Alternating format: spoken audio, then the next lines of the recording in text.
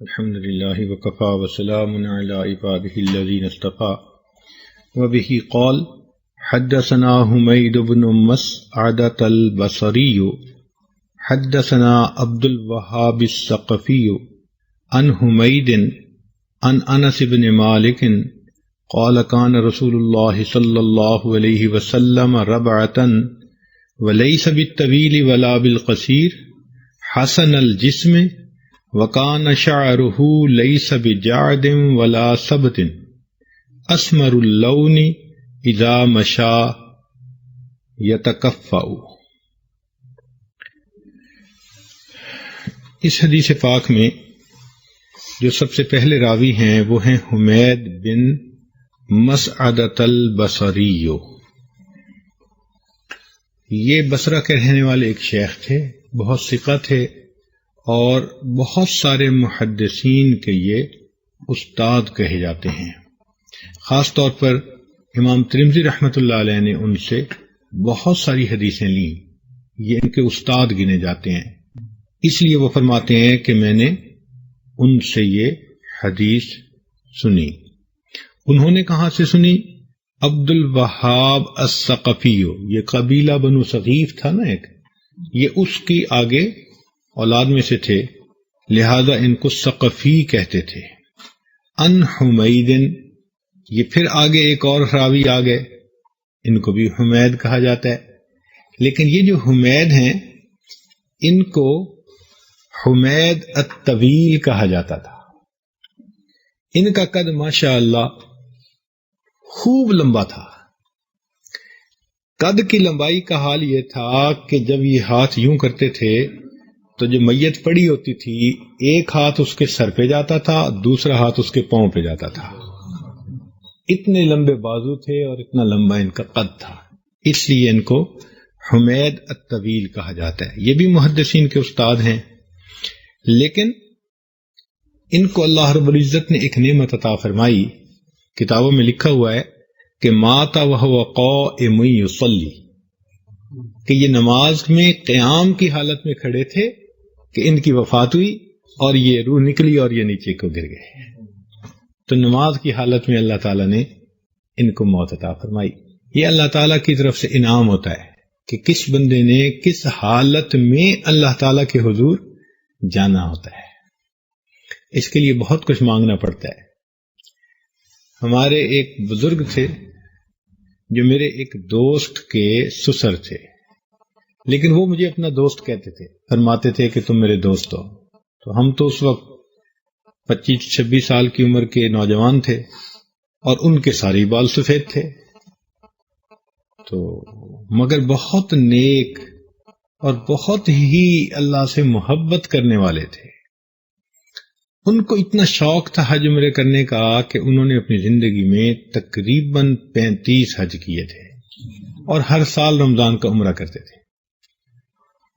تو جب بھی میرا ان کے ہاں کبھی جانا آنا ہوتا تو وہ بیٹھ جاتے تھے اتحیات میں، بدن ذرا فربا تھا تو مشکل ہوتی تھی، تو میں ان کی منت کرتا تھا کہ آپ اس طرح نہ میرے سامنے بیٹھیں، مجھے بہت شرم آتی ہے اور یہاں آتے ہوئے میں جھجکتا ہوں۔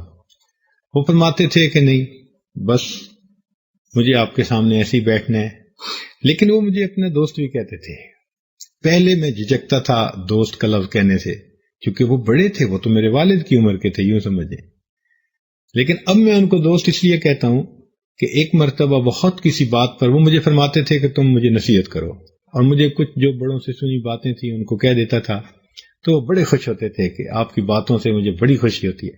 تو ایک مرتبہ خوشی میں کہنے لگے کہ اگر اللہ تعالیٰ نے مجھے قیامت کے دن اپنے فضل سے جنت عطا فرما دی تو تمہارے بغیر جنت میں نہیں جاؤں گا۔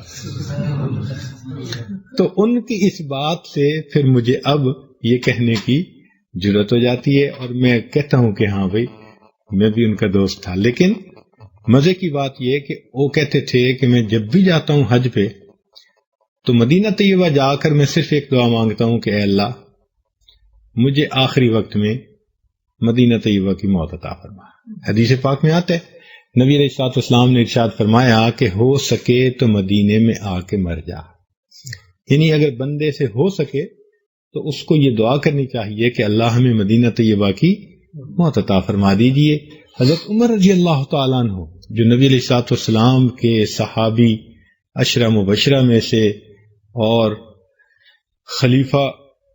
خلفائے راشدین میں سے، اور جن کی رائے کئی مرتبہ قرآن مجید کے بالکل مطابق نکلی، جن کو دیکھ کر شیطان رستہ چھوڑ دیتا تھا، جن کی زبان پہ حق بولتا تھا، وہ عمر رضی اللہ تعالیٰ عنہ جن کے ذریعے سے اللہ نے پھر اسلام کو سربلند فرمایا کہ انہوں نے آ کر مکہ مکرمہ میں حرم کے اندر آ کر انہوں نے پھر کھلے نماز پڑھائی، نبی علیہ السلام کی خدمت میں عرض کیا کہ آپ یہاں آ کر عبادت فرمائیے۔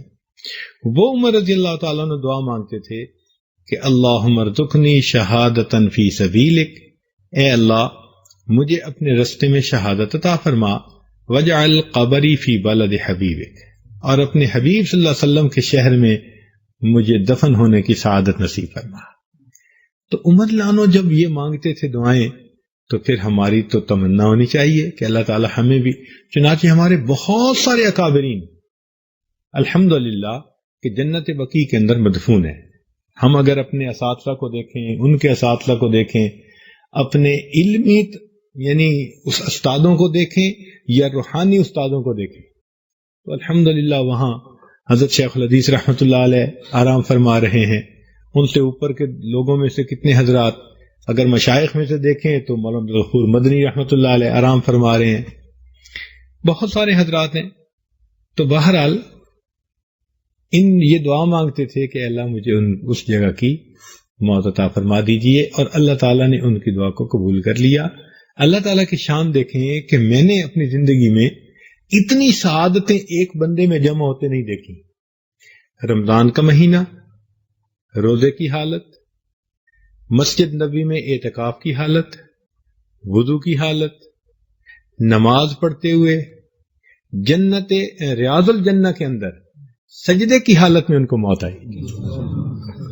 آپ دیکھیں کتنی سعادتیں اکٹھی ہو رہی ہیں، اور یہ بندے کے بس میں تو نہیں ہے نا، یہ تو ذالک فضل اللہ یؤتیہ من یشاء، لیکن ان کا اخلاص تھا، اللہ تعالیٰ سے ان کی محبت تھی، نبی علیہ الصلوۃ والسلام کے ساتھ ان کے دل کے اندر جو عشق تھا، اس کا پھل یہ ملا کہ اللہ رب العزت نے ان کو رمضان کے آخری عشرے میں، روزے کی حالت میں، اعتکاف کی حالت میں، نماز کی حالت میں، وضو کی حالت میں، ریاض الجنہ کے اندر سجدے کی حالت میں اللہ رب العزت نے ان کو موت عطا فرمائی۔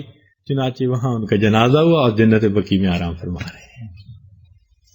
تو یہ اللہ تعالیٰ کی طرف سے انعام ہوتا ہے۔ تو بات یہ بتائی کہ یہ محدث جو تھے ان کو بھی اللہ تعالیٰ نے نماز کی حالت میں موت عطا فرمائی۔ اللہ تعالیٰ سے دعائیں مانگنی چاہیے۔ یہ جو بصرہ شہر ہے، البصریو، یہ لفظ آتا ہے نا ان کے ساتھ، تو عمر رضی اللہ تعالیٰ عنہ نے جب فتوحات ہوتے دیکھی تو دو جگہیں ایسی تھیں کہ جو ان کو مسلمانوں کے لیے مرکز کے طور پر بہت اہم نظر آئیں۔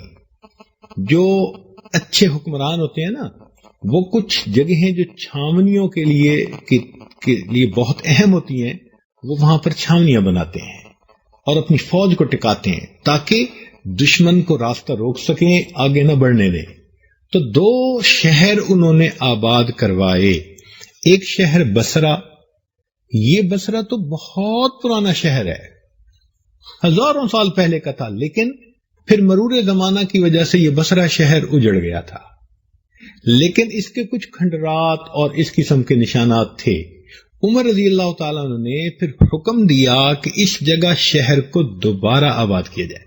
یہ ایسا ہی ہے جیسے ٹیکسلا، کہ وہ بہت پرانا شہر ہے کہ وہاں بدھ مت پتنی یا پتنی کس کے وہاں پر بڑے نشان ملتے ہیں پرانی تہذیب کے، لیکن پھر درمیان میں مٹ گیا، اب پھر نئے سرے سے اس کو آباد کر دیا گیا۔ جب کھوتے ہیں تو پرانے آثار بھی نکلتے چلے آ رہے ہیں۔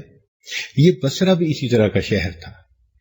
ایک شہر تو بصرہ آباد ہوا ان کے کہنے پر، اور دوسرا شہر کوفہ آباد ہوا۔ چنانچہ کوفہ شہر جو انہوں نے آباد کیا تو اس کا انہوں نے کیا کیا کہ شہر کے بالکل مرکز کے اندر انہوں نے مسجد بنائی، اور مسجد کے گرد انہوں نے جو سادات اہل بیت کے لوگ تھے ان کے گھر بنائے مسجد کے گرد، اور اس کے گرد انہوں نے علماء کے گھر بنوائے، محدثین فقہا کے، اور اس کے گرد انہوں نے پھر عوام الناس کے گھر بنائے، اور اس کے گرد انہوں نے فوج کا پورا سلسلہ بنایا.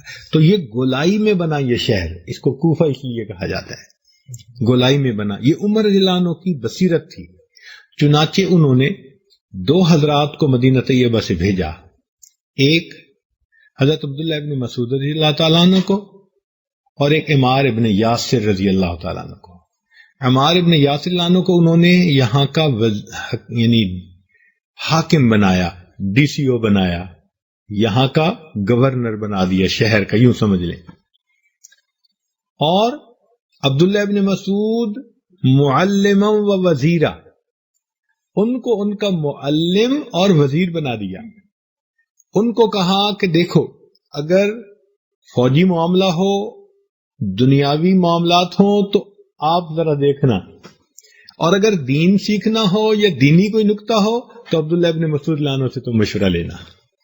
چنانچہ عبداللہ ابن مسعود عنہ نے وہاں پر دین کا کام کیا، اور انہوں نے اتنا وہاں پر لوگوں میں دین پھیلایا، علم پھیلایا، کہ سیدنا علی رضی اللہ تعالیٰ عنہ جب یمن سے ایک مرتبہ آئے اور انہوں نے شہد کو دیکھا تو فرمانے لگے اللہ تعالیٰ عبداللہ ابن مسعود کو اجر عطا فرمائے کہ انہوں نے اس شہر کو علم سے بھر دیا. اس شہر کی اہمیت دیکھیں. آج اگر کسی شہر میں ایک ولی ہو نا جو مدفون ہو تو اس شہر کی اپنی اہمیت ہوتی ہے. اب دیکھیں کہ لاہور شہر ہے نا، کہنے والے اس کو داتا کی نگری کہہ دیتے ہیں. کیوں؟ محبت میں کہ ایک اتنی بڑی ہستی وہاں پر گزری ہے. جنگ کا نام آتا ہے تو لوگ باہو رحمت اللہ علیہ کا نام لیتے ہیں. تو ایک ولی سے نسبت ہو تو شہر کی اتنی اہمیت ہوتی ہے. یہ ایسا شہر تھا کہ جس میں 3000 صحابہ رضی اللہ تعالیٰ عنہم آ کر آباد ہوئے. 3000 صحابہ. مصر کے اندر 1100 صحابہ گئے، لیکن کوفہ کے اندر 3000 صحابہ تشریف لائے. اور پھر یہاں پر بہت زیادہ علم پھیلا، اتنا کہ مدینہ جو ہے وہ وحی کو اترنے کا مقام کہلایا اور کوفہ وحی کو سمجھنے کا مقام کہلایا. ایسا اللہ رب العزت نے وہاں علم کا نور اتار دیا. تو یہ دونوں شہر پھر دین کے مرکز بنے. چنانچہ بڑے بڑے مشائخ آپ کو یا بصرہ میں ملیں گے یا پھر ادھر کوفہ میں ملیں گے. یہ دونوں جگہیں ایسی ہیں. امام ترمذی رحمۃ اللہ علیہ اپنی کتاب میں لکھتے ہیں کہ میں حدیث کا علم حاصل کرنے کے لیے کتنی مرتبہ کوفہ گیا مجھے تعداد ہی یاد نہیں ہے. اتنا مجھے سفر کرنا پڑا اس جگہ کا. تو ان 2 شہروں میں سے ایک شہر تھا بصرہ. تو یہ جو حمید تھے بن مسعدۃ البصری، یہ وہاں کے تھے. اچھا، یہ تینوں حضرات فرماتے ہیں کہ انہوں نے یہ بات سنی انس ابن مالک رضی اللہ تعالیٰ عنہ. انس ابن مالک رضی اللہ عنہ کی پوری یعنی تعارف یہ آپ کل کے درس میں تفصیل کے ساتھ سن چکے ہیں. یہ نبی علیہ الصلوۃ والسلام کے خادم تھے جنہوں نے 7 سال نبی علیہ الصلوۃ والسلام کی خدمت کرنے میں وقت لگا دیا. وہ فرماتے ہیں انس رضی اللہ تعالیٰ عنہ کہ قول انہوں نے یہ فرمایا کان رسول اللہ صلی اللہ علیہ وسلم ربعتن، کہ رسول اللہ صلی اللہ علیہ وسلم درمیانے قد والے تھے. ربعتن درمیانے قد. اچھا، کل بھی ہم نے پڑھا، لیکن اس میں ہم نے یہ پڑھا تھا کہ درمیانہ قد تھا مگر طول کی طرف مائل تھا. مثال کے طور پر آج کل ہمارے ہاں اگر کوئی آدمی 5 فٹ 10 انچ یا 6 فٹ کا ہو نا تو وہ بندہ درمیانہ قد مگر طول کی طرف مائل سمجھا جاتا ہے. اس سے اوپر اگر 7 فٹ 7.5 فٹ ہو کسی کا تو وہ بہت لمبا ترنگا بن جاتا ہے، حد سے زیادہ. اور اگر کوئی بندہ 4 فٹ یا اس سے بھی چھوٹا ہو تو بالکل ہی ٹھنگنا ہو جاتا ہے. درمیان کا قد یہی 5.5 سے لے کے 6 کے درمیان. لیکن جو 6 فٹ کا قد ہوگا نا یہ طول کی طرف مائل ہوگا. کہیں گے درمیانہ، سائز کیا ہوگا؟ درمیانہ مگر طول کی طرف مائل. تو کل ہم نے یہ بات حدیث پاک میں پڑھی، تو آج انس لانو پھر ان کے لیے کہتے ہیں کہ نبی علیہ الصلوۃ والسلام کیا تھے؟ ربعتن، درمیانے قد والے تھے۔ آگے فرماتے ہیں کہ حسن الجسم، کہ ان کا جسم مبارک جو تھا نا وہ بہت حسین تھا، بہت خوبصورت تھا۔ اب حسن کیا ہوتا ہے؟ اس کا معیار ہر جگہ پر مختلف ہوتا ہے۔ دنیا میں آپ چلے جائیں مشرق سے مغرب، آپ کو حسن کا معیار مختلف نظر آئے گا۔ مثال کے طور پر اگر حبشہ میں آپ چلے جائیں تو وہاں پر جو عورت جتنی زیادہ کالی ہوگی اتنا اس کو پسند سے جو ہے شادی کی جائے گی، جتنا زیادہ کالی ہوگی۔ ان کے ہاں ایک معیار ہے، وہ اتنی حسین کہلاتی ہے۔ جتنی زیادہ کالی ہوگی اتنا پسند سے اس کی شادی کی جائے گی۔ اور ہمارے علاقوں میں گورے رنگ کے جو ہے نا عاشق ہیں کہ اگر نقش نین اچھے نہ بھی ہوں، فقط رنگ گورا ہو تو اس کے چاہنے والے بھی بہت ہو جاتے ہیں۔ تو مختلف علاقوں میں اس کی ترتیب مختلف رہی۔ چلیں میں آپ لوگوں کو بتا دوں، عربوں میں رشتے کرتے ہوئے جس عورت کی پلکیں ذرا دراز ہوں اور آنکھ موٹی ہو، بادامی ہو، چہرہ اس کا گول ہو، یعنی جیسے کمر ہوتا ہے، تو اس کو حسن کا معیار سمجھا جاتا ہے کہ جی یہ بہت خوبصورت ہے۔ لیکن حبشہ کے اندر جس کا رنگ جتنا کالا وہ اتنا زیادہ حسینہ۔ یورپ کے اندر حالانکہ وہ لوگ گورے ہیں لیکن وہ گندم گورا رنگ، یعنی ایسا گورا جو ہلکا سا گندمی، اس کو پسند کرتے ہیں۔ اس لیے آپ ان کو دیکھیں گے کہ وہ بیچ کے اوپر، سمندر کے کنارے، وہ ننگے بدن دھوپ کے اوپر لیٹے ہوئے ہوتے ہیں۔ وہ دھوپ کے اوپر اس لیے لیٹتے ہیں کہ دھوپ کے اندر جو الٹرا وائلٹ ریز ہوتی ہیں نا، وہ ان کی جلد کو گندم گو بنا دیتی ہے، وہ اس کو ترستے ہیں۔ ان کے نزدیک حسن کا یہ معیار۔ اچھا چائنا میں چلے جاؤ تو وہاں چپٹے ناک والے بندے کو پسند کیا جاتا ہے، ہمارے ہاں اونچے ناک والے بندے کو پسند کیا جاتا ہے۔ تو معلوم ہوا کہ حسن کا معیار ہر جگہ مختلف ہے۔ تاہم اگر پوری دنیا کو دیکھا جائے تو مصر کے اندر اگر عورتوں کو دیکھا جائے تو مصر کے اندر اللہ تعالیٰ نے عورتوں کو جو نقشنین دیے ان کو بہت حسین کہا جاتا ہے۔ بیروت فلسطین، اس کے اندر بہت خوبصورت کہا جاتا ہے۔ یا کشمیر کے اندر جو اللہ تعالیٰ نے حسن دیا اس کو بہت خوبصورت کہا جاتا ہے۔ یا رشیا کے اندر ایک علاقہ ہے کوکاس، ہم اپنی زبان میں اس کو کوکاف کہتے ہیں، ہمارے علاقے میں مشہور ہے کوکاف دی پریاں۔ وہ اصل میں وہاں عورتوں کا حسن و جمال ایسا ہوتا تھا کہ ان کو پھر وہ کوکاف کی پریاں کہتے تھے۔ اچھا ہم اپنے ملک میں اگر دیکھیں تو ہمارے ملک میں کشمیر میں واقعی نقش نین لوگوں کے بہت خوبصورت ہوتے ہیں، رنگ سفید سرخی مائل ہوتا ہے اور بال ان کے کالے ہوتے ہیں، آنکھیں موٹی ہوتی ہیں، تو اس کو خوبصورتی کا ایک معیار سمجھا جاتا ہے ہمارے ملک میں۔ مردوں میں دیکھو تو میاں والی کے مرد بہت خوبصورت ہوتے ہیں، اور ہزارہ کو اگر دیکھو تو وہاں کے مرد اور عورتیں دونوں خوبصورت ہوتے ہیں۔ تو اللہ تعالیٰ نے مختلف جگہوں پر لوگوں کا معاملہ مختلف رکھا ہے۔ تو حسن کی تعریف آپ نہیں کر سکتے کہ یہ حسن ہے۔ ہم کہیں گے جی کہ ناک اونچی یعنی حسن کی نشانی ہے، اور چائنا والا کہے گا جی چپٹی ناک نشانی ہے۔ ہم کہیں گے گورا رنگ نشانی ہے، وہ حبشہ والا اٹھ کے آئے گا کہے گا جناب رہنے دے، ہمیں گوریا نو پرا کرو، ہمیں کالے پسند ہے۔ تو معلوم ہوا کہ ہم اس کو ہم ایک تعین نہیں کر سکتے، مختلف انسانوں کا ذوق مختلف ہے، لہذا حسن کی تعریف کی نہیں جا سکتی۔ اتنی بات ہے کہ علامہ مناوی رحمت اللہ علیہ نے فرمایا کل منہج مرغوب، بہیج کا لفظ قرآن مجید میں بھی استعمال ہوا ہے، اس کو کہتے ہیں سرسبز، رونق والا.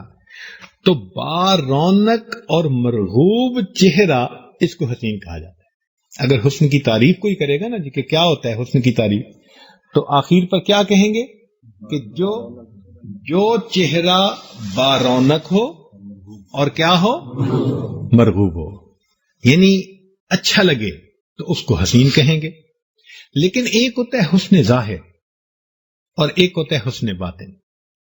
حسن ظاہر سے مراد فقط شکل کی خوبصورتی، حسن باطن سے مراد بندے کے عادات، خصائل، اس کے اندر ایسی صفات ہوں کہ جس کی وجہ سے وہ دوسروں کا دل مولے. اس کو سیرت کہتے ہیں اور اس کو صورت کہتے ہیں. تو سیرت کا حسن ہمیشہ صورت کے حسن کے اوپر غالب ہوا کرتا ہے. مگر عجیب بات یہ ہے کہ آج کل کے نوجوان بھی فقط حسن ظاہر کے پیچھے بھاگتے پھرتے ہیں. یہ ذہن میں رکھ لیں کہ اللہ تعالیٰ کے ہاں حسن ظاہر کی کوئی ویلیو نہیں ہے. آپ ذرا غور کریں، میں آپ کو قرآن مجید سے اس کی دلیل دیتا ہوں. حضرت یوسف علیہ الصلوۃ والسلام کو اللہ رب العزت نے کس قدر حسن عطا کیا تھا، اتنا حسن عطا کیا تھا کہ دیکھنے والی عورتوں نے اپنی انگلیاں کاٹ لی تھیں اور کہہ بیٹھی تھیں کہ ما ھذا بشرا ان ھذا الا ملک کریم. فرشتہ نظر آتے، ایسا اللہ نے حسن دیا تھا. لیکن یہ حسن جوانی میں جب اتنا تھا تو بھائی لڑکپن میں کتنا ہوگا. حالانکہ لڑکپن میں تو بچے پھول کی طرح ہوتے ہیں. اگر کوئی خوبصورت نہ بھی بچہ ہو نا تو بچپن کی اپنی ایک خوبصورتی ہے. تو بچپن میں تو حضرت یوسف علیہ السلام اور بھی زیادہ خوبصورت ہوں گے. اس لڑکپن کی عمر میں ان کے بھائیوں نے ان کو کنویں میں لا ڈالا اور کنویں میں سے ایک قافلے والوں نے نکالا. تو جب جا کر انہوں نے مصر بیچا تو کتنے پیسوں کے عوض بیچا؟ وَشَرَوْهُ بِثَمَنٍ بَخْسٍ دَرَاهِمَ مَعْدُودَةٍ، چند کھوٹے سکوں کے عوض بیچا. اب یہ حسن ظاہر کی قیمت ہے. حسن ظاہر کی قیمت یہ ہے، چند کھوٹے سکوں کے عوض بک رہے ہیں. اور وہی یوسف علیہ السلام جب اللہ تعالیٰ نے ان کو فلما بلغا شدہ آتیناہ حکما وعلما، جب ان کو اللہ نے یہ نعمت عطا فرما دی، پھر ان کی قیمت کیا لگی کہ پورے خزانے جو تھے وہ ان کے ہاتھ میں تھا. اجعلنی علی خزائن الارض. تو معلوم ہوا کہ اصل حسن کیا ہوتا ہے؟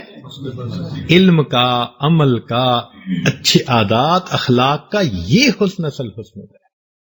باقی یہ کہ جو ظاہر کا حسن ہے وہ انگلش میں کہتے ہیں اٹس سکن ڈیپ، کہ انسان کی جلد جتنی موٹی ہوتی ہے نا اس کی گہرائی اتنی ہوتی ہے. حسن ظاہر کی گہرائی کتنی؟ جتنی جلد ہے. اگر جلد اتار دی جائے تو اس سے نیچے تو سب ایک جیسے. تو جتنی موٹی جلد اتنی گہرائی حسن کی.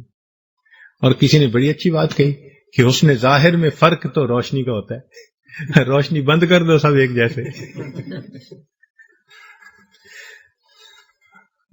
تو حسن ظاہر کے پیچھے انسان بھاگتا پھرے اور سیرت کو بھول جائے تو یہ تو کوئی اچھی بات نہ ہوگی. اس لیے ہمارے بزرگوں نے کہا حسن ظاہر کی سجاوٹ پہ نہ جا، یہ منقش سانپ ہے ڈس جائے گا. اللہ اکبر.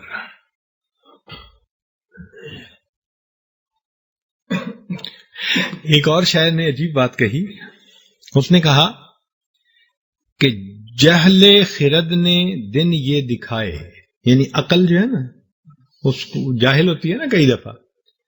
جہل خرد نے دن یہ دکھائے کہ گھٹ گئے انسان بڑھ گئے سائے. حسن ظاہر کی ہے یہ حقیقت کہ ہاتھ لگاؤ تو ہاتھ نہ آئے.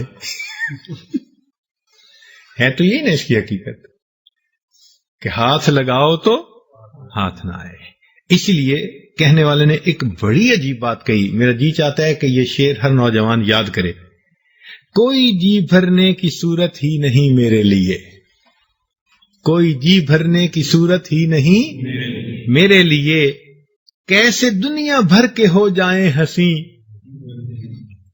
کوئی جی بھرنے کی صورت ہی نہیں میرے لیے، کیسے دنیا بھر کے ہو جائیں ہنسی، اب تو ذوق حسن اپنا یوں کہے ہو کر بلند، حسن اوروں کے لیے حسن آفری میرے لیے۔ تو بھائی جس ذات نے حسن کو پیدا کر دیا اس کے اپنے حسن و جمال کا کیا عالم ہوتا ہے۔ اللہ اکبر، آپ سوچئے تو صحیح نا۔ اس لیے نوجوانوں کو فقط ظاہری چمک دمک کے پیچھے نہیں بھاگنا چاہیے، بلکہ حقیقت پر نظر رکھنی چاہیے اور صورت کے ساتھ سیرت کو بھی دیکھنا چاہیے۔ اب دیکھیے کہ نبی علیہ الصلوۃ والسلام کو اللہ رب العزت نے یہ دونوں نعمتیں عطا فرمائی، حسن ظاہر بھی عطا فرمایا اور حسن باطن بھی عطا فرمایا، عادات میں، اخلاق میں، رنگ میں، جسمانیت میں، قد و قامت میں، تناسب اعضاء میں، ہر چیز میں اللہ رب العزت کے محبوب بہت زیادہ خوبصورت تھے۔ اس لیے ابو علی سینا، یہ ایک مفکر گزرا ہے، فلاسفر، وہ کہتا تھا کہ نبی علیہ الصلوۃ والسلام اعدل البشری، کہ نبی علیہ الصلوۃ والسلام بہت ہی زیادہ متناسب جسم والے بشر پوری دنیا میں گزرے ہیں۔ یعنی ایک ایسی شخصیت تھے کہ پوری کائنات میں ان جیسے موزوں جسم والی شخصیت اور کوئی نہیں گزری۔ سبحان اللہ، اللہ رب العزت کے محبوب صلی اللہ علیہ وسلم کی شان دیکھیے کہ ظاہر بھی حسن اللہ نے ایسا عطا فرمایا اور اللہ نے باطن کا بھی حسن عطا فرمایا۔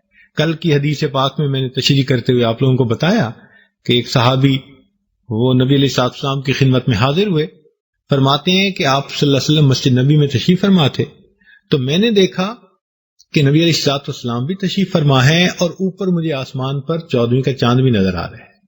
وہ کہتے ہیں میں کھڑا ہو گیا، کبھی میں آسمان کے چاند کو دیکھتا اور کبھی میں مدینہ کے چاند کو دیکھتا، کچھ دیر میں دونوں طرف دیکھتا رہا اور بالآخر میرے دل نے یہ فیصلہ کیا کہ آسمان کے چاند تو بڑا حسین ہے اور تیرا حسن ضرب المثل کے طور پہ بیان کیا جاتا ہے، لیکن میرے مدینہ کے چاند کے سامنے تیرے حسن کی کوئی حقیقت نہیں۔ چاند سے تشبیہ دینا یہ کہاں انصاف ہے، چاند کے منہ پہ چھائیاں میرے مدنی کا چہرہ صاف ہے۔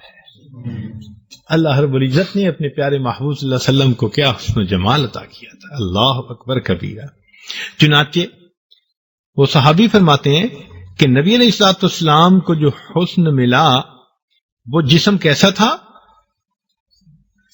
حسن الجسم، یہ لفظ یاد کر لیجئے، حسن الجسم، حسن یعنی جسم مبارک بہت ہی زیادہ حسین اور خوبصورت تھا۔ چنانچہ کسی نے یہ کہا کہ نبی علیہ الصلوۃ والسلام کے حسن مبارک کے بارے میں کہتے ہیں وجاہت بھی، ملاحت بھی، جمال دلبرانہ بھی، وجاہت بھی، ملاحت بھی، جمال دلبرانہ بھی، جلال حسن بھی اور عظمت پیغمبرانہ بھی۔ یہ سب نعمتیں اللہ رب العزت نے اپنے محبوب کے اندر اکٹھی فرما دی۔ آگے فرماتے ہیں کان شعرہ لیس بجعد ولا صبت، کہ نبی علیہ الصلوۃ والسلام کے جو بال مبارک تھے، منہ مبارک تھے، نہ بہت زیادہ گھنگریالے تھے اور نہ بالکل، اور حدیث پاک میں آتا ہے خیر الامور اوسطها، جو وسط میں چیز ہوتی ہے وہ ہمیشہ بہتر ہوتی ہے۔ تو نبی علیہ السلام کے بال مبارک ایسے تھے کہ سیدھے اور بہت گھنگریالوں کے درمیان میں تھے، یعنی آپ صلی اللہ علیہ وسلم کی جو مبارک زلفیں تھیں ان میں تھوڑی سی کرلی ہوتی تھی تو وہ بہت خوبصورت لگتی تھی۔ آگے فرماتے ہیں کہ اسمر اللون، کہ نبی علیہ الصلوۃ والسلام کا رنگ اسمر اللون، یہ کہتے ہیں ایسا سفید رنگ جس پر سرخی غالب ہو جائے، ایسا رنگ، اس کو اسمر اللون کہتے ہیں۔ نبی علیہ الصلوۃ والسلام کے بارے میں 3 لفظ حدیث میں آئے ہیں۔ ایک صحابی نے کہا اسمر اللون، دوسرے نے کہا ابیض اللون، 11 صحابہ نے ابیض اللون کا لفظ استعمال کیا کہ سفید رنگ تھا، اور ایک صحابی ایسے ہیں وہ کہتے ہیں اظہر اللون، اظہر کہتے ہیں چمکنے والا رنگ، چمکدار رنگ، یعنی بعض لوگوں کے چہروں پہ نا جیسے چمک ہوتی ہے، تو اصل میں وہ نور تھا چہرے کے اوپر، اس پر انہوں نے چمکتا چہرہ کر دیا۔ تو 3 لفظ احادیث میں استعمال ہوئے، کون کون سے 3 لفظ؟ ابیض اللون، اسمر اللون، اظہر اللون۔ تو اظہر اللون تو سمجھ میں آتا ہے کہ نور نبوت جو چہرے پہ چمکتا تھا، تو اس پر انہوں نے کہہ دیا چمکتا چہرہ تھا۔ ابیض اللون کیوں کہا جبکہ تھے اسمر اللون؟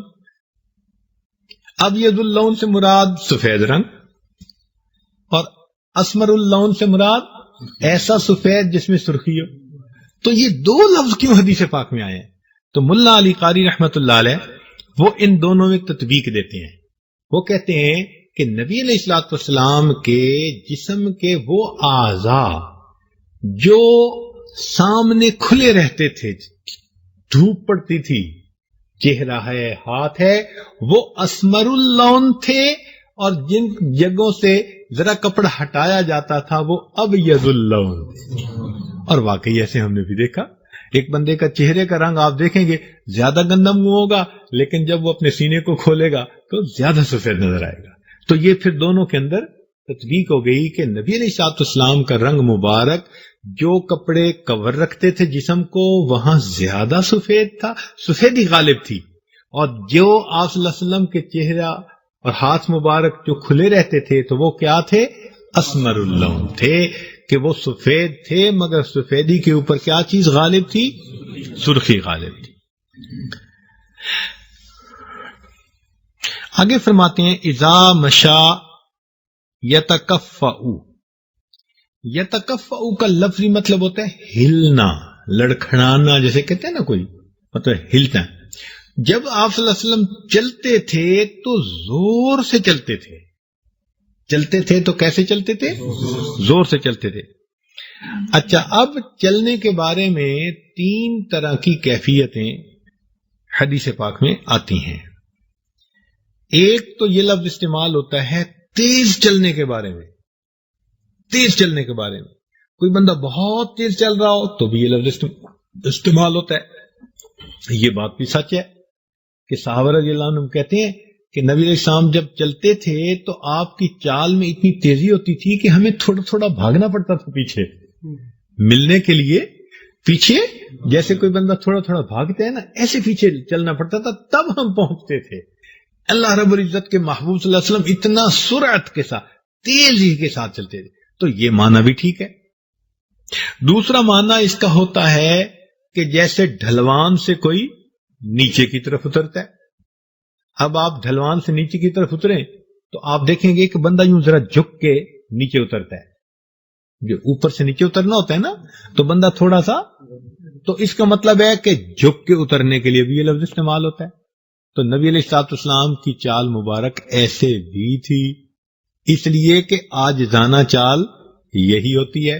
قرآن مجید میں اللہ تعالیٰ فرماتے ہیں وَعِبَادُ الرَّحْمَنِ الَّذِينَ يَمْشُونَ عَلَى الْأَرْضِ ہَوْنًا، کہ اللہ کے جو بندے ہوتے ہیں جب وہ چلتے ہیں تو تھوڑا جھک کے، یعنی ان کے اندر عاجزی ہوتی ہے، وہ متکبرانہ ایسے نہیں چلتے بلکہ عاجزی کے ساتھ چلتے۔ تو اگر یہ لفظ لیں تو یہ بھی صحیح بیٹھتا ہے۔ اور تیسرا یہ لفظ استعمال ہوتا ہے قدم اٹھا کے، جما کے رکھنا اور اس طرح سے چلنا، چونکہ بعض لوگوں کو قدم گھسیٹ کے چلنے کی عادت ہوتی ہے۔ بعض لوگ ہوتے ہیں نا جی، وہ ایسے چلتے ہیں کہ ان کے پاؤں اوپر نہیں اٹھتے، بس ایسے قدم گھسٹتے چلے جاتے ہیں، پیچھے سے نشان ہی پڑ جاتا ہے۔ نبی علیہ السلام ایسے نہیں، آپ صلی اللہ علیہ وسلم قدم اٹھاتے تھے اور جما کے آگے رکھ کے پھر آگے چلتے تھے، اس طرح آپ صلی اللہ علیہ وسلم کا چلنا تھا۔ آج تو نبی علیہ السلام کی مبارک چال جو تھی اس میں یہ تینوں صفتیں آ گئی، تو ایسا لفظ استعمال کیا صحابی نے یتکفؤ کہ لغت کے اعتبار سے وہ 3 صورتوں پہ استعمال ہوتا ہے، اور نبی علیہ السلام کی چال مبارک میں تینوں خوبیاں اللہ نے عطا فرما دی۔ ایسے پیاری چال بھی تھی، اللہ اکبر کبیرہ، سبحان اللہ۔ آج کے زمانے میں ایک بات سامنے آئی، ہم جب کبھی پہلے جاتے تھے نا باہر ملکوں میں،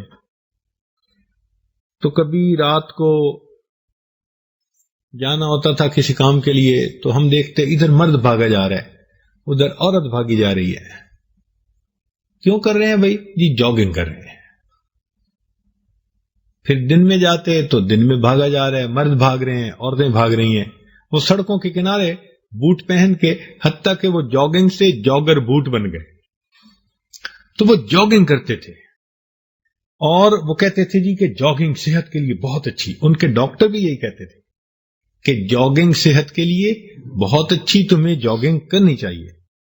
خیر 10-15 سال گزرے تو 10-15 سال کے بعد دیکھا کہ اب بھاگنے والے تو بہت کم ہو گئے۔ کیوں بھائی؟ پتہ یہ چلا کہ جو لوگ جوانی کے اندر بہت زیادہ بھاگتے ہیں نا، تو بڑھاپے میں ان کے پاؤں کے اندر جو چھوٹے چھوٹے جوڑ ہوتے ہیں نا ہڈیوں کے، وہ متاثر ہو جاتے ہیں اور ان جوڑوں میں ان کو درد ہو جاتی ہے بڑھاپے میں جا کر۔ چونکہ انسان کے جسم میں سب سے زیادہ جوڑ اس کے پاؤں کے اندر ہے، ہمیں اندازہ نہیں ہے، لیکن اگر پاؤں کا سٹرکچر آپ دیکھیں کبھی تو چھوٹی چھوٹی ہڈیوں سے مل کر اللہ نے یہ پورا پاؤں بنا دیا۔ اب چونکہ پورا وزن جو ہے اس کے اوپر آتا ہے بھاگتے ہوئے، تو صاف ظاہر ہے کہ اگر زیادہ بھاگتے رہیں گے تو متاثر تو ہوگی نا وہ جسم کا وہ حصہ۔ چنانچہ انہوں نے دیکھا کئی سالوں کے بعد کہ جو زیادہ جاگنگ کرنے والے تھے، آخری عمر میں جا کے، بڑھاپے کی عمر میں جا کے، پاؤں کی ہڈیوں کے پرابلم ان میں زیادہ ہونے لگے۔ اب انہوں نے کہا کہ جی نہیں، جاگنگ تو اتنی زیادہ اچھی نہیں ہے جتنا ہم سمجھتے تھے اور جتنا ہم اس کی وکالت کرتے تھے۔ اب کیا کریں؟ ان کا چلنا چاہیے۔ جب چلنا شروع کر دیا تو انہوں نے دیکھا کہ چلنے سے کولیسٹرول برن نہیں ہوتے۔ اب کیا کریں؟ کہنے لگے درمیان کی چیز اپناتے ہیں۔ وہ کون سی؟ کہنے لگے تم برسک واک کرو۔ کیا کرو؟ Brisk walk. اور برسک واک کہتے ہیں ذرا قدم اٹھا کے تھوڑا تیزی کے ساتھ چلنا۔ جب میں نے بعض لوگوں کو برسک واک کرتے دیکھا تو میں نے ایک ڈاکٹر سے پوچھا کہ یہ ایسے کیوں ہوتا ہے؟ اس نے کہا جی کہ صحت کے لیے سب سے زیادہ بہترین برسک واک ہے۔ میں نے کہا الحمدللہ، کھوتی مڑ توڑ کے بوئے ڈھیٹ، سمجھے نا؟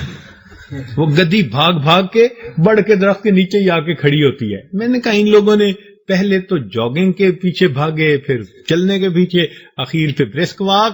اور یہ برسک واک کا طریقہ کون سا ہے؟ یہ وہ چال ہے جو ہمارے آقا محبوب حضرت محمد مصطفیٰ احمد مجتبیٰ صلی اللہ علیہ وسلم، ان کی عادت مبارکہ برسک واک کرنے کی تھی۔ اس طرح چلتے تھے، اٹھا کے قدم رکھتے تھے اور تیزی سے چلتے تھے کہ صحابہ کہتے ہیں کہ ہمیں ان کے پیچھے ملنے کے لیے تھوڑا بھاگنا پڑتا تھا، اتنا تیز چلتے تھے۔ اسی کو برسک واک کہتے ہیں اور انسانی صحت کے لیے سب سے زیادہ بہترین ہے۔ آگے فرمایا، ہاں یہ حدیث پاک یہاں مکمل ہو گئی، تو اس کے جو الفاظ ہیں ان کو ذرا آپ چند مرتبہ پڑھ لیں تاکہ مانوس ہو جائیں۔ کان رسول اللہ صلی اللہ علیہ وسلم ربعتن ولیس بالطویل ولا بالقصیر حسن الجسم وکان شعرہ لیس بجعد ولا سبت اسمر اللون اذا مشى يتكفأ کان رسول اللہ صلی اللہ علیہ وسلم ربعتن ولیس بالطویل ولا بالقصیر حسن الجسم وکان شعرہ لیس بجعد ولا سبت اسمر اللون اذا مشى يتكفأ کان رسول اللہ صلی اللہ علیہ وسلم ربعتن ولیس بالطویل ولا بالقصیر حسن الجسم وکان شعرہ لیس بجعد ولا ثبت اسمر اللون اذا مشى يتكف وبه قال حدثنا محمد بن بشار يعني العبدي حدثنا محمد بن جعفر حدثنا شعبة بن عن ابي اسحاق قال سمعت البراء بن عازب يقول كان رسول الله صلى الله عليه وسلم رجلا مربوعا بعید ما بین المنکبین. یہ لفظ دو طرح سے پڑھا جا سکتا ہے، بعید ما بین المنکبین تو یہ بھی ٹھیک ہے، بعید ما بین المنکبین تو یہ بھی ٹھیک ہے. عظیم الجمۃ الی شہمۃ اذنیہ علیہ حلۃ حمراء ما رأیت شیئا قط احسن منہ. یہ دوسری حدیث مبارکہ ہے جس میں پہلے راوی ہیں محمد بن بشار، آگے لکھتے ہیں یعنی العبدیہ. اچھا، یہ جو یعنی کا لفظ درمیان میں لے آئے تو یہاں پر ایک سوال پیدا ہوتا ہے کہ یہ کیوں لکھنے کی ضرورت تھی یعنی العبدی؟ تو کسی نے کہا جی کہ یہ یعنی ان کے کسی شاگرد نے لکھ دیا، امام ترمذی رحمت اللہ علیہ کے شاگرد نے لکھ دیا. لیکن شارحین حدیث نے کہا کہ نہیں، انہوں نے یہ لفظ استعمال تو کیا لیکن ای کے معنوں میں کیا. وہ کہنا یہ چاہتے تھے کہ محمد بن بشار ای العبدیہ، یعنی بتانا چاہتے تھے کہ وہ یہ محمد بن بشار تھے. اور دوسرا شارحین حدیث نے کہا کہ نہیں، انہوں نے یہاں پر یا لفظ آنی لکھا تھا یا نعنی لکھا تھا. آنی کا مطلب میرا معنی یہ ہے اور نعنی کے ہمارا معنی یہ ہے. اور کاتب کی کرامت تھی کہ اس نے آنی کو یعنی بنا دیا. آپ کو کاتبوں کی کرامتوں کو پتہ ہے؟ کتاب ذرا پڑھیں تو آپ کو کاتبوں کی کرامتیں سمجھ میں آ جائیں گی. پہلے زمانے میں پرنٹنگ پریس تو ہوتے نہیں تھے، تو کاتب حضرات ہوتے تھے جو کتاب کو نقل کرتے تھے. چنانچہ ان کے نقل کرنے کے عجیب قصے ہیں. میں آپ کو ایک دو باتیں صرف سنا کے ذرا آگے چلتا ہوں. ایک کاتب کہنے لگا کہ مجھے سمجھ نہیں آتی تھی کہ مسلمان کہتے ہیں کہ ہم ٹھیک ہیں، یہودی کہتے ہیں کہ ہم ٹھیک ہیں، اور نصرانی کہتے ہیں ہم ٹھیک ہیں. تو مجھے سمجھ نہیں آتی تھی کہ ٹھیک کون ہے. تو میں نے دل میں سوچا کہ اچھا میں اس کا ایک ٹیسٹ لیتا ہوں. چنانچہ میں نے کیا کیا کہ ایک میں نے انجیل لی اور اس انجیل کے اندر میں نے اس کو جب کتابت کی لکھا تو کہیں کہیں ملتے جلتے لفظ جو تھے نا، ہم معنی لفظ ہوتے ہیں نا جی، وہ ہم معنی لفظ میں نے استعمال کرتا گیا اپنی طرف سے. اور میں نے جا کے ایک پادری کو دی، بھائی یہ میں نے کتاب لکھی ہے اور میرا دل چاہا آپ کو گفٹ دوں. اس نے کہا بہت اچھا. میں نے کہا بھائی تعلیم جو تم سنڈے کی پریئر کرواتے ہو نا، اس سے کرواؤ. اس نے کہا بہت اچھا. کہتے 1 سال میں انتظار میں رہا. اس بڑوے کو پتہ ہی نہ چلا کہ اس میں کہیں فرق ہے یا نہیں. میں سمجھ گیا یہ غیر محفوظ کتاب ہے، لہذا یہ لوگ ٹھیک لوگ نہیں. پھر کہتے ہیں کہ میں نے تورات لی، اس کی کتابت کی اور اس میں بھی یہی کمال دکھایا. پھر جا کے میں نے ایک ربائی کو دی اور اس کو کہا کہ بھائی میں نے بڑی محنت سے لکھی ہے اور میں تمہارے لیے اپنی طرف سے گفٹ لایا ہوں، مگر ایک شرط ہے کہ تم اسی سے ہفتے کے دن اپنی تعلیم کروانا. اس نے کہا بہت اچھا. 1 سال میں انتظار میرا. کہنے لگا 1 سال کے بعد میں اس نتیجے پر پہنچا کہ یہ بھی کتاب غیر محفوظ ہے. جب میں لفظ بدل دیتا ہوں اور پتہ نہیں چلتا کسی کو، تو پتہ نہیں کتنے بدلے ہوں گے.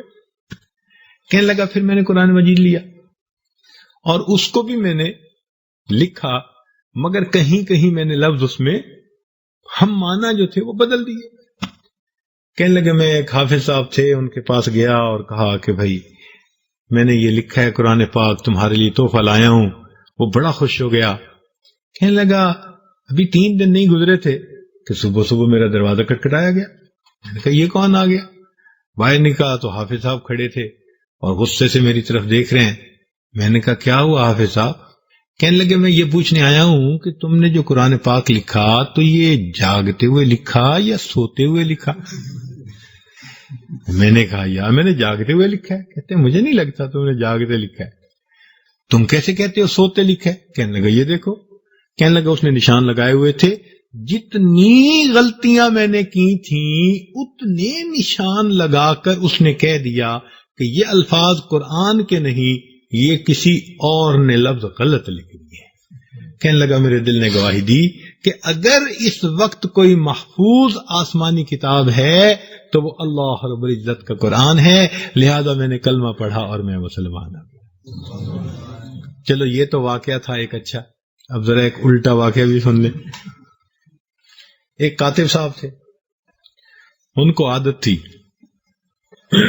کئی بندے ہوتے ہیں نا عادت سے رہ نہیں سکتے، تو ان کو بھی عادت تھی رہ نہیں سکتے تھے، لہذا جب کوئی کتاب لکھنے بیٹھتے تو کچھ نہ کچھ اس میں کر دیتے تھے. ایک بندہ لے کے آیا قرآن مجید، اس نے کہا بھائی یہ تم لکھ دینا، تمہیں میں پیسے دوں گا اور خوبصورت لکھنا اور اس میں تم نے کچھ نہیں بدلنا. اس نے بڑی تسلی دلائی، ہاں ٹھیک ہے. تو اس نے کہا ٹھیک ہے. خیر لکھا تو اس نے بڑا خوبصورت. جب لینے کے لیے آیا تو اس نے کہا بھی بتاؤ تم نے اس میں کچھ گڑبڑ تو نہیں نہ کی؟ کہتا نہیں کوئی نہیں ایسی گڑبڑ، بس ایسے ہی 1-2 جگہ ذرا مجھے کوئی غلطی نظر آئی تھی، میں نے ٹھیک کر دیا ہے. اس نے کہا کہ کیسی غلطی ٹھیک کر دی؟ کہنے لگا کہ ایک جگہ عصا کا لفظ تھا کہ وہ عصا آدم، تو عصا تو موسیٰ علیہ السلام کا تھا، تو اس لیے میں نے وہاں پر آدم کی جگہ موسیٰ کا نام لکھ دیا. اور ایک جگہ اور میں نے دیکھی تو اس میں لکھا ہوا تھا خر موسیٰ صعیقا، تو خر تو تھا حضرت عیسیٰ علیہ السلام کے پاس، تو میں نے موسیٰ کی جگہ عیسیٰ علیہ. اس نے کہا ہور کے کیتا؟ کہتے او جی میں نے 1-2 جگہ دیکھا تھا تو وہاں پر فرعون کا نام تھا اور قارون کا نام تھا، تو میں نے کہا کہ یہ برے برے نام کیوں لکھے ہوئے ہیں، تو میں نے آپ کے باپ کا اور آپ کے دادا کا نام لکھ دیا. اس نے کہا اور کیا کیا؟ کہتے جی مجھے چند جگہ شیطان کا لفظ لگا تھا، وہ مجھے اچھا نہیں لگا، میں نے آپ کا نام وہاں لکھ دیا. تو یہ کاتبوں کی کرامتیں.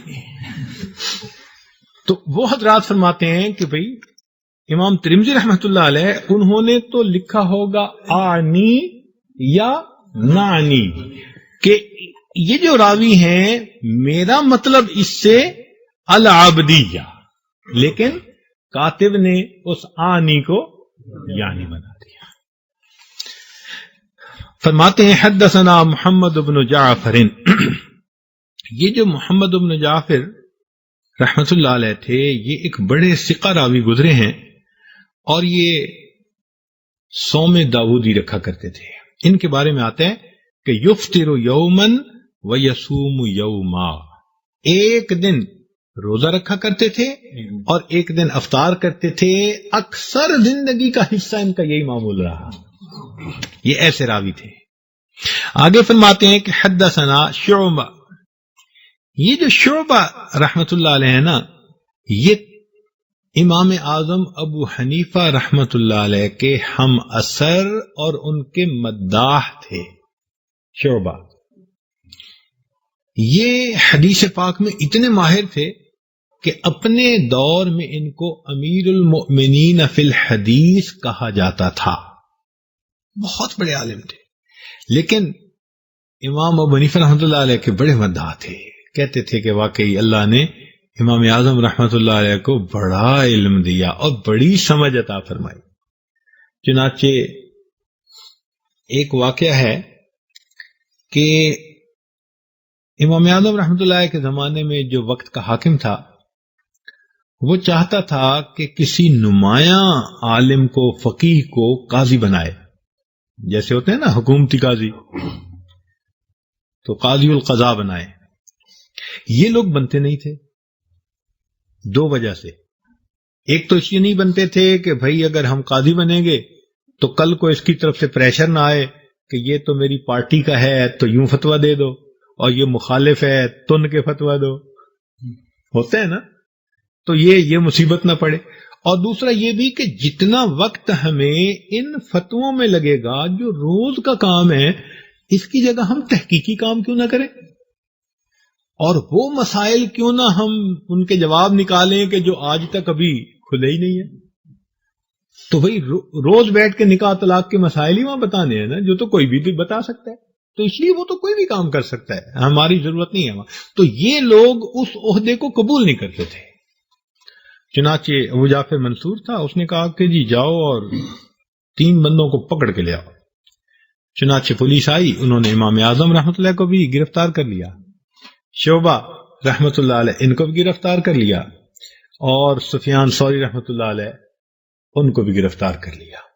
ایک اور تھے چوتھے، ان کو بھی گرفتار کر لیا.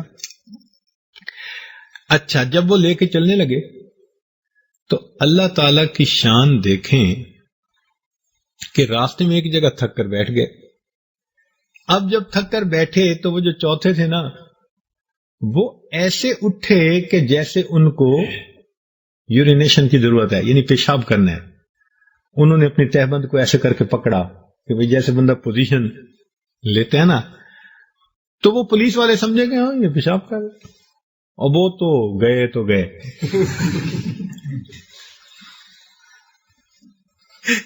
اب کچھ دیر بعد دیکھا تو وہ تو چلے ہی گئے تھے. عجیب ہے بھائی. کہنے لگے اچھا 3 کو لے جاتے ہیں. 3 کو لے کے چل پڑے. جب 3 کو لے کے چل پڑے تو اس میں امام اعظم رحمت اللہ علیہ نے فرمایا کہ میں بتاؤں کہ وہاں جا کے ہوگا کیا، قیافہ لگاؤں؟ کہاں لگائیں؟ ان کا قیافہ بڑا مشہور تھا، بالکل ٹول ٹھیک لگتا تھا. کہ میرا قیافہ یہ ہے، یہ جو شعبہ ہے نا، یہ جا کے وہاں کوئی نہ کوئی ہیلا کر لیں گے، اور ہیلا ان کا چل جائے گا اور یہ چھوٹ جائیں گے، اور میں ایسی بات کروں گا کہ اس کے پاس کوئی جواب ہی نہیں ہونا، تو میں بھی چھوٹ جاؤں گا اور یہ سفیان ثوری پھنس جائیں گے. چنانچہ یہ 3 ہو گئے. اللہ کی شان کے جیسے ہی یہ اس بادشاہ کے دربار میں داخل ہوئے تو یہ شعبہ رحمت اللہ علیہ جو تھے یہ ذرا آگے تھے. یہ تو جی آگے گئے اور بادشاہ کو السلام علیکم، تو کیا حال ہے، کیسے ہیں آپ، ٹھیک ہیں، اور بیوی بھی ٹھیک ہے، اور بچے بھی ٹھیک ہیں، اور بچیاں بھی ٹھیک ہیں، اور آپ کے گھر کی نوکرانیاں بھی ٹھیک ہیں، اور نوکر بھی ٹھیک ہیں، اور آپ کے گھوڑوں کا کیا حال ہے، اور گدھوں کا کیا حال ہے. اب بادشاہ کو بڑی عجیب سا لگے کہ میں اس بندے کو چیف جسٹس بنانا چاہتا ہوں اور یہ میرے گدھوں اور گھوڑوں کا حال پوچھ رہا ہے. اس نے کہا یہ اس قابل نہیں ہے، چل. تو ان کا ہیلا کل چل گیا، یہ تو چاہتے یہی تھے. اچھا، اس کے بعد 2 رہ گئے. اس نے کہا اچھا نعمان، تمہیں میں چیف جسٹس قاضی القضاء بناتا ہوں. امام اعظم رحمۃ اللہ کھڑے ہوئے، کہنے لگے کہ بادشاہ سلامت میری بات سن لیں. کیا؟ کہنے لگے کہ میں قاضی القضاء بننے کا لائق نہیں ہوں، اہل نہیں ہوں. اس نے کہا میں بنا رہا ہوں. ان کا دیکھیں بادشاہ سلامت، میں نے یہ بات کہی ہے نا، یہ 2 حال سے خالی نہیں ہے، یا یہ غلط ہے یا یہ ٹھیک ہے. اگر تو ہے غلط تو جو بندہ غلط باتیں کرے وہ قاضی بننے کے قابل، اور اگر ہے ٹھیک تو میں تو کہہ رہا ہوں میں قاضی بننے کے قابل نہیں. اب تم بتاؤ میری بات ٹھیک ہے یا غلط ہے؟ اب وہ حق کے منہ دیکھ رہا ہے. اب وہ کہے کہ تم نے ٹھیک کہا تو بھی چھوٹے، اور کہے کہ غلط کہا تو بھی چھوٹے. کہنے لگا ابو حنیفہ تم ہمیشہ دوسرے بندے کو لاجواب کر دیتے ہو. پھر سفیان ثوری بچ گئے، انہوں نے سفیان ثوری رحمۃ اللہ کو قاضی القضاء بنایا. تو اللہ تعالیٰ نے امام اعظم رحمۃ اللہ کو ایسی سمجھ عطا فرمائی تھی، سبحان اللہ. تو یہ ان کے ہم اثر تھے اور ان کے بڑے مداح بھی تھے. چنانچہ انہوں نے آگے یہ چونکہ تبع تابعی تھے تو انہوں نے ان ابی اسحاق، یہ ایک تابعی تھے جن سے انہوں نے روایت کی. یہ ابو اسحاق جو تھے یہ ایسے تھے کہ علم کے ساتھ یہ مجاہد بھی تھے. چنانچہ جب بھی ان کی زندگی میں جہاد کی ضرورت پیش آئی ہمیشہ انہوں نے علم کے کام کو ٹھپ کر کے جہاد میں حصہ لیا اور پھر واپس آئے. چنانچہ یہ ساری رات تہجد پڑھتے تھے اور صبح کے وقت اللہ کے راستے میں جہاد کرتے تھے. جو صحابہ کی صفت تھی نا، رہبان باللیل و فرسان بالنہار، وہ بالکل ان کے اوپر صادق آیا کرتی تھی. یہ وہ صاحب وہ فرماتے ہیں کہ سمیت البراء ابن عازب. اب یہ براء رضی اللہ تعالیٰ عنہ ایک صحابی ہیں اور یہ صغائر صحابہ میں سے ہیں. صغائر سے کیا مراد؟ چھوٹی عمر کے صحابہ، لڑکے بالے جیسے ہوتے ہیں نا جی. نبی علیہ السلام کے حیات مبارکہ میں ان کی یہ عمر تھی، لیکن یہ بھی صحابی اور ان کے والد عازب رضی اللہ عنہ بھی صحابی. تو یہ دونوں صحابی ہیں، باپ بھی صحابی اور بیٹا بھی صحابی، تو یہ دونوں صحابی ہیں. چنانچہ وہ فرماتے ہیں کہ کان رسول اللہ صلی اللہ علیہ وسلم رجلا مربوعا. دیکھیں پچھلی حدیث مبارکہ میں ہم ربعتن کا لفظ پڑھ کے آئے. عربی میں مربوعا اور ربعتن دونوں کا مفہوم ایک ہوتا ہے، اس کا بھی میانہ قد اور اس کا بھی.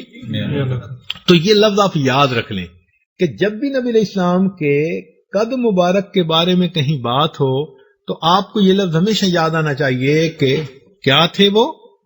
رجلم مربوعا. اچھا یہاں پر ایک اعتراض ہوتا ہے وارد کہ رجل کا لفظ کیوں استعمال کیا نبی علیہ الصلوۃ والسلام کے لیے؟ تو اس کا شارحین حدیث نے جواب دیا کہ عربوں میں دستور تھا کہ جب وہ کسی کی تعریف کرنا چاہتے تھے نا تو اس کے لیے رجل کا لفظ استعمال کرتے تھے. چنانچہ قرآن مجید میں بھی اس کی مثال ملتی ہے.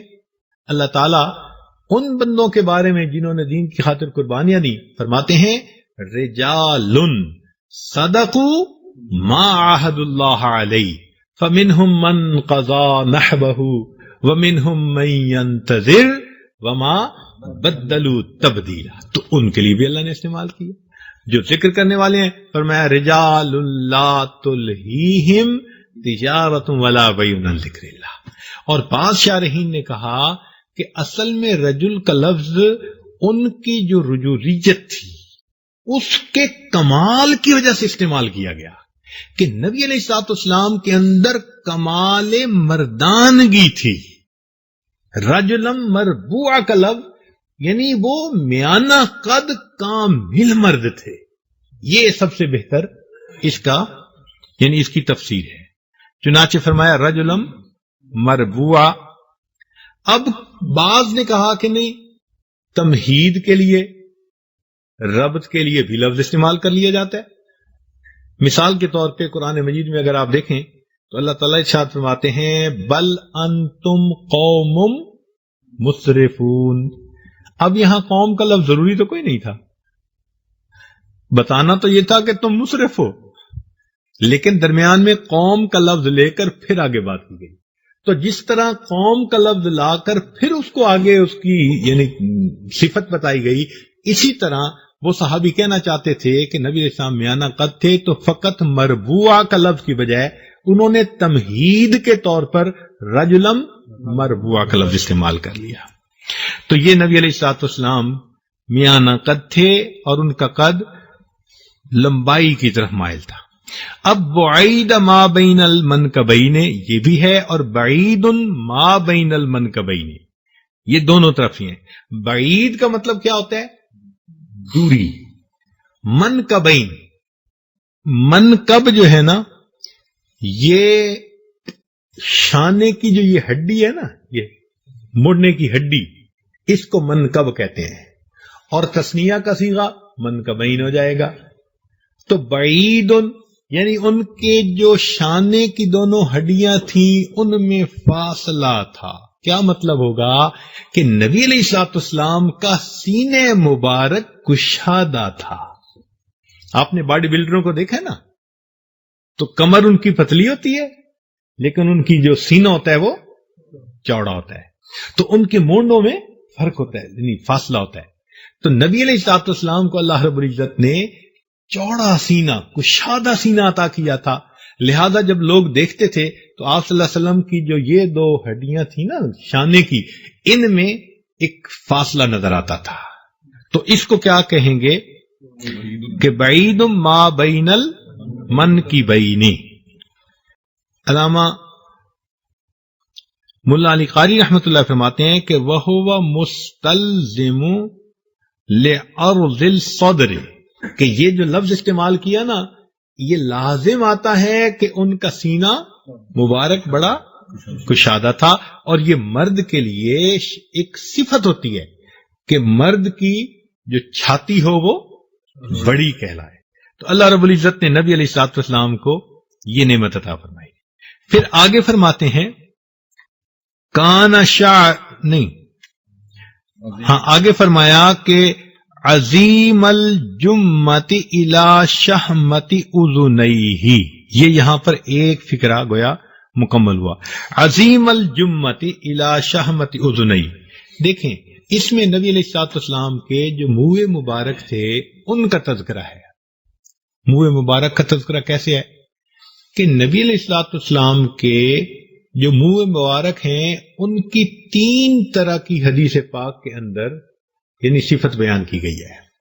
ایسا بھی ہوا کہ نبی علیہ الصلوۃ والسلام کے جو بال مبارک تھے وہ کانوں کی جو یہ لو ہے نا، یہ جو ہے نا یہ چربی، یہ کانوں کے نیچے کیا چیز ہے، اس کو شہمہ کہتے ہیں. اس کو کیا کہتے ہیں؟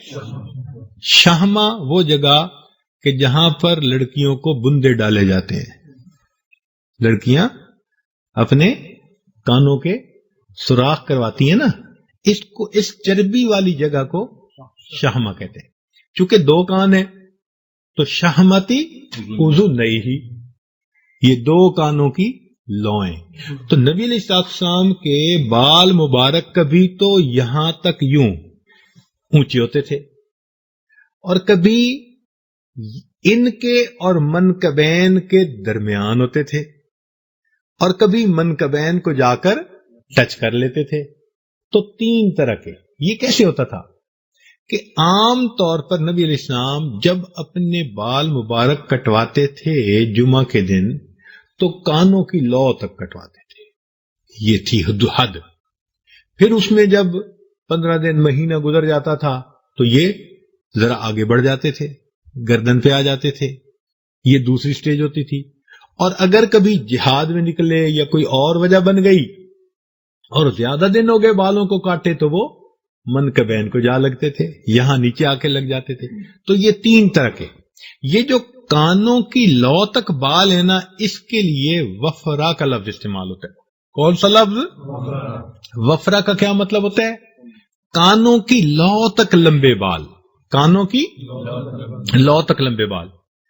اور دوسرا ہوتا ہے کانوں کی لو اور کندھوں کے درمیان، اس کو لما کہتے ہیں. گردن کے اوپر جو بال ہوں اس کو کیا کہتے ہیں؟ لما کہتے ہیں. اور تیسرا جو ہے وہ ہے کندھوں تک بال کا آ جانا، اس کو جمعہ کہتے ہیں. اس کو کیا کہتے ہیں؟ جمعہ کہتے ہیں. تو یہ 3 طرح کے بال. جب نبی علیہ الصلوۃ والسلام نے حجۃ الوداع کے موقع پر قصر جو ہے نا حلق کروایا ہے، اس سے پہلے قصر فرمایا کرتے تھے. کیوں نبی علیہ السلام نے بال رکھے؟ اس لیے کہ حجۃ الوداع کے موقع پر صحابہ میں ان کو تقسیم ہونا تھا اور اس کے بعد ان کو جدائی کا صدمہ ہونا تھا. اور جب محبوب جدا ہو تو محبوب کی نشانیوں کو دیکھ کر عاشق اپنے دل کو تسلی دیا کرتے ہیں. تو نبی علیہ السلام نے برکت کے حصول کے لیے نشانی کے طور پر حضرت ابو طلحہ رضی اللہ عنہ کو حکم دیا تھا، چنانچہ انہوں نے نبی علیہ السلام کے منہ مبارک جو صحابہ وہاں موجود تھے ان میں تقسیم فرما دیے تھے۔ اللہ اکبر کبیرہ، چنانچہ بہت سارے صحابہ کے پاس تھے وہ منہ مبارک، اور آج تک دنیا کے عجائب گھروں کے اندر وہ رکھے گئے ہیں۔ اللہ کی شان۔ حضرت انس رضی اللہ تعالیٰ عنہ، ان کے گھر ایک صحابی آئے دعوت کے لیے، انہوں نے کھانا کھلایا، ہاتھ دھلائے، ہاتھ دھلا کے تو پھر ایک کپڑا منگایا جو اس زمانے کا تولیہ تھا۔ آج تو تولیے مشینی بنے ہوتے ہیں نا، اس زمانے میں کوئی کپڑا ہوتا ہوگا اس کو تولیہ کہتے ہوں گے اس زمانے کا۔ تو انہوں نے تولیہ منگایا، تو تولیے کو دیکھا تو وہ میلا تھا، تو انہوں نے اس باندی کو ڈانٹا، میلا کپڑا لے کے آ گئی۔ اس نے کہا میں بھی صاف کر کے آتی ہوں۔ لو جی، وہ باندھی گئی اور سامنے وہ تنور جل رہا تھا روٹیاں لگنے کے لیے، اس نے اس پورے کے پورے تولیے کو اندر ڈال دیا۔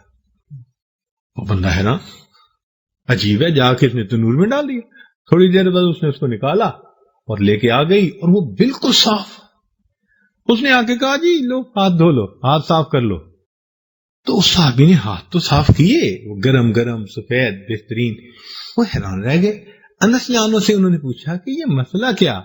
انس عنہ نے بتایا کہ اللہ رب العزت کے پیارے محبوب صلی اللہ علیہ وسلم ایک مرتبہ اس گھر میں تشریف لائے تھے، اور میں نے آپ صلی اللہ علیہ وسلم کو ہاتھ دھلانے کے بعد یہ تولیہ دیا تھا استعمال کے لیے۔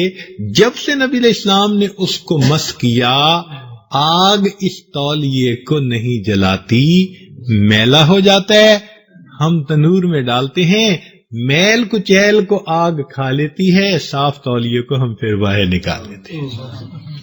اللہ اکبر کبیرہ۔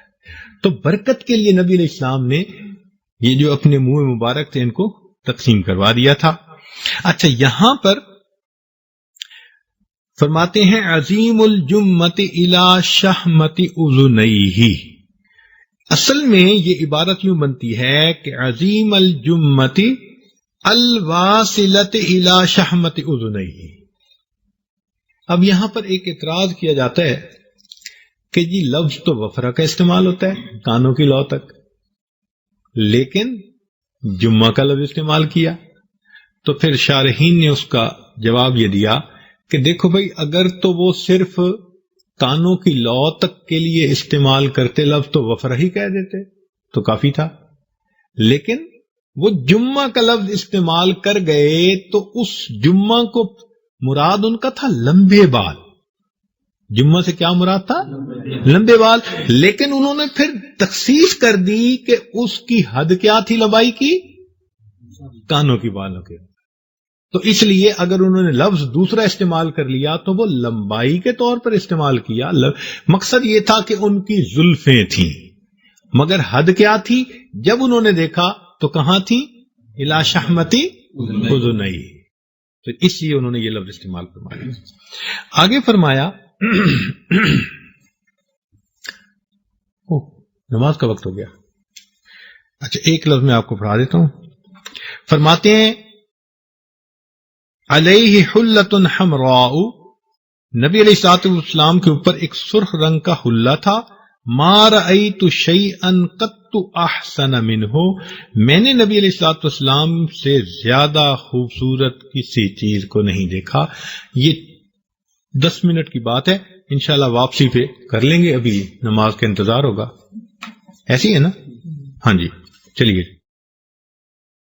الحمد للہ وکفی وسلام علی عبادہ الذین اصطفی، اما بعد، وبہ قال حدثنا محمد بن بشار یعنی العبدی، حدثنا محمد بن جعفر حدثنا شعبہ عن ابی اسحاق قال سمعت ابن البراء ابن عازب يقول كان رسول الله صلى الله عليه وسلم رجلا مربوعا بعيد ما بين المنكبين، بعيد ما بين المنكبين، عظيم الجمة إلى شحمة أذنيه، عليه حلة حمراء۔ اب یہ جو فکرہ ہے کہ علیہ حلۃ حمراء، تو گویا جو روایت کرنے والے صحابی ہیں جب انہوں نے دیکھا تو وہ کہتے ہیں کہ نبی علیہ الصلوۃ والسلام کے اوپر سرخ رنگ کا حلہ تھا۔ حلہ دو چادروں کو کہتے ہیں لپیٹی ہوئی ہوں، اور بعض نے کہا کہ نہیں، ایک چادر کے اندر اگر استر ہو اس کا تو اس کو بھی حلہ کہتے ہیں۔ تاہم مناوی میں اس کی جو تعریف کی گئی وہ ہے ثوبان او ثوب لہو بطانۃ، ایک کپڑا یا دو کپڑے جس کے اندر استر ہو، یعنی کپڑے کے اندر پھر کپڑا ہو۔ حضرت آدم علیہ السلام جب دنیا میں اتارے گئے تو انہوں نے حلہ پہنا ہوا تھا۔ مشائخ لکھتے ہیں کہ یہ ایک کپڑے کی اگر دو تہیں بنا لی جائیں، جیسے ہمارے زمانے میں آج کل سردی سے بچنے کے لیے بڑی چادر ہوتی ہے تو ایک دفعہ لپیٹ کے پھر دوسری دفعہ لپیٹتے ہیں، تو جب دو تہیں بن جاتی ہیں تو اس کے اوپر بھی حلہ کا لفظ استعمال ہو سکتا ہے، یا دو الگ کپڑے ہوں یا ایک کپڑے کی دو تہیں بنا دی جائیں تو اس کو حلہ کہتے ہیں۔ لیکن کیا یہ حلہ سرخ تھا؟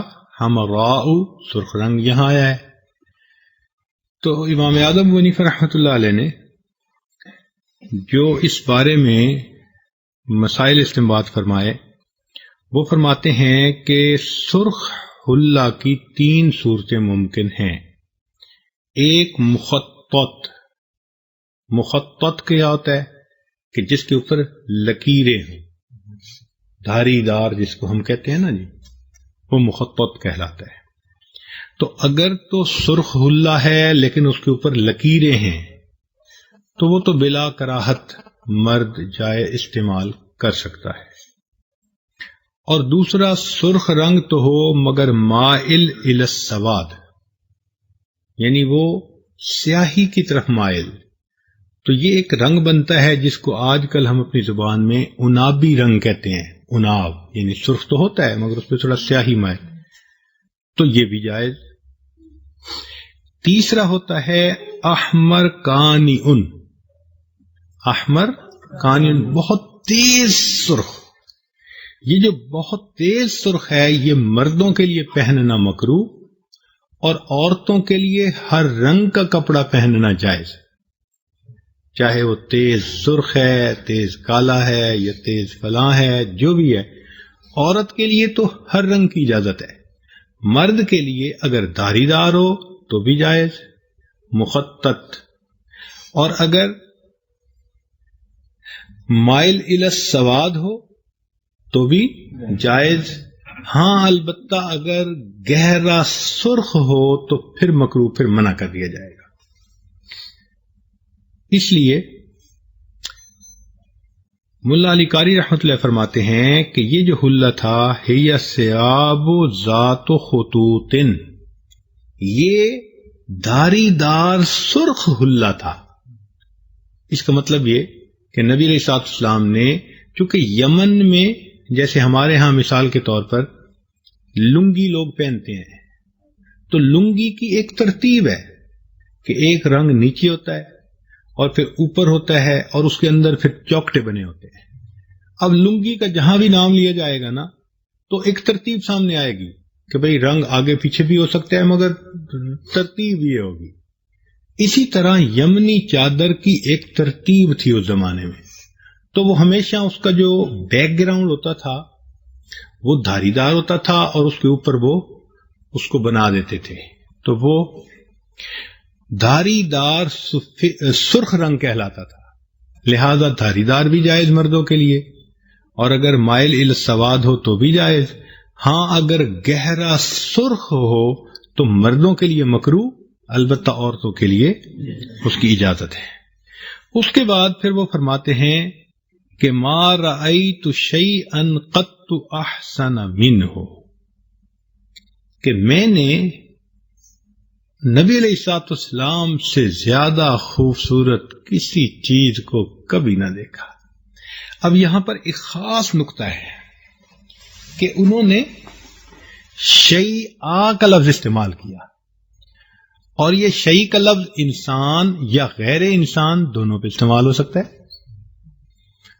تو اس کا مطلب یہ نہیں کہ بھئی انسانوں میں نے کوئی ان جیسا خوبصورت نہیں دیکھا، نہیں، انسانوں کے علاوہ بھی میں نے زندگی میں کبھی اتنی خوبصورت کوئی چیز دیکھی نہیں ہے۔ یعنی جتنا میرا دل نبی علیہ السلام کو دیکھ کر حسن کی کیفیت محسوس کرتا تھا، یہ مجھے حسن کی کیفیت کہیں اور محسوس ہی نہیں ہوئی۔ ایک بات تو یہ۔ دوسری بات، قط جو ہے نا، یہ ماضی منفی کی تاکید کے لیے آتا ہے، بالکل نہیں۔ ہاں، رہ گئی بات کہ واقعی نبی علیہ الصلوۃ والسلام کا حسن و جمال ایسا تھا۔ اللہ تعالیٰ نے انسان کو بہت خوبیاں دی ہیں، تو باقی کائنات سے تو انسان خوبصورت، اور انسانوں میں اللہ رب العزت کے محبوب خوبصورت تھے۔ چنانچہ ابو جعفر منصور کے زمانے میں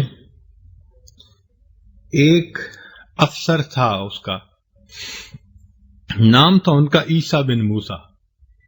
تفسیر قرطبی میں یہ واقعہ لکھا ہے۔ تو وہ ایک دفعہ اپنی بیوی کے ساتھ بیٹھا باتیں کر رہا تھا، اس کو بیوی زیادہ ہی پیاری لگی۔ اپنی طبیعت ہوتی ہے نا جب ذرا بنی ہوئی، تو پھر چیز اتنی خوبصورت ہو یا نہ ہو، پھر وہ زیادہ ہی خوبصورت لگتی ہے۔ تو اس کا بھی اس وقت یہی حال تھا۔ چنانچہ اس نے اس کی تعریف کے طور پر ایک عجیب بات کر ماری۔ کہتے ہیں اِلَّمْ تَكُونِي أَحْسَنُ مِنَ الْقَمَرِ، اگر تو چاند سے زیادہ خوبصورت نہ ہو فَأَنْتَ طَالِقٌ ثَلَاثَ، تو تجھے 3 طلاق۔ کیا پتا کہ ایسے بیوقوف بھی افسر بنتے تھے۔ بھئی اظہار محبت کے اور بڑے تھوڑے طریقے ہیں، ضروری تھا کہ یہ لفظ کہنا ہے؟ اب کہہ تو بیٹھا، بعد میں خیال آیا کہ ہو میں تو ایک بات کر بیٹھا۔ اب بیوی نے پردہ کر لیا۔ اس نے کہا جی جب تک ثابت نہ ہو کہ میں زیادہ خوبصورت یا چاند خوبصورت، اس وقت تک تو میں آپ کے پاس نہیں آ سکتی۔ اب جب اسے احساس ہوا تو گیا علماء سے پوچھنے کے لیے۔ بڑے علماء سے پوچھا، کون فتویٰ دے کہ بھئی یہ زیادہ خوبصورت ہے، یہ چاند زیادہ خوبصورت ہے۔ اور مسئلہ بھی طلاق کا تھا، تو حرام اور حلال کا مسئلہ تھا، کوئی چھوٹی سی بات بھی نہیں تھی۔ تو علماء بھی عاجز آ گئے۔ چنانچہ امام اعظم ابو حنیفہ رحمۃ اللہ علیہ کے ایک شاگرد تھے، تو کسی نے کہا کہ یار ان سے پوچھو، یہ ہیں جو بتانے والے ہیں۔ تو ان کے شاگرد کو بلا کر کہا گیا کہ جی آپ بتائیں طلاق واقع ہوئی یا نہیں ہوئی؟ ان کا نہیں ہوئی۔ تو اس پر تو خلیفہ ابو جعفر منصور جو تھا وہ بھی حیران ہو گیا، کہنے لگا کہ تم یہ بات کیسے کہہ رہے ہو کہ طلاق واقع نہیں ہوئی؟ انہوں نے کہا کہ اللہ تعالیٰ نے قرآن مجید میں فرمایا وَالتِّينِ وَالزَّيْتُونِ وَطُورِ سِينِينَ وَهَٰذَا الْبَلَدِ الْأَمِينِ لَقَدْ خَلَقْنَا الْإِنسَانَ فِي أَحْسَنِ، کہ ہم نے انسان کو بہترین صورت میں پیدا کیا، لہذا کائنات میں جتنا کچھ ہے ان سب سے زیادہ خوبصورت کون؟ اور انسانوں میں سب سے زیادہ خوبصورت کون؟ چنانچہ اس کی اس آیت کے پڑھنے پر فتویٰ دے دیا گیا کہ انسان، وہ جو عورت ہے وہ چاند سے زیادہ خوبصورت ہے، لہذا طلاق واقع نہیں۔ اب آپ لوگ کبھی آزمانا نا۔ لیکن اس سے اتنا تو پتہ چلتا ہے نا کہ نبی علیہ الصلوۃ والسلام کا حسن و جمال کتنا تھا کہ وہ صحابی ایسے لگتا ہے جیسے دل سے ان کی ایک بات نکل رہی ہوتی ہے۔ الفاظ ہی عجیب ہیں، ما رأیت شیئا قط احسن منہ، یہ عبارتیں یاد ہونی چاہیے۔ جو نبی علیہ السلام کے ساتھ محبت ہے نا، اس کا تقاضا یہ ہے کہ حدیث پاک کی یہ عبارتیں یاد ہونی چاہیے۔ اللہ تعالی ہمیں ان احادیث کو سمجھنے اور اس پر عمل کرنے کی توفیق عطا فرمائے. وآخر دعوانا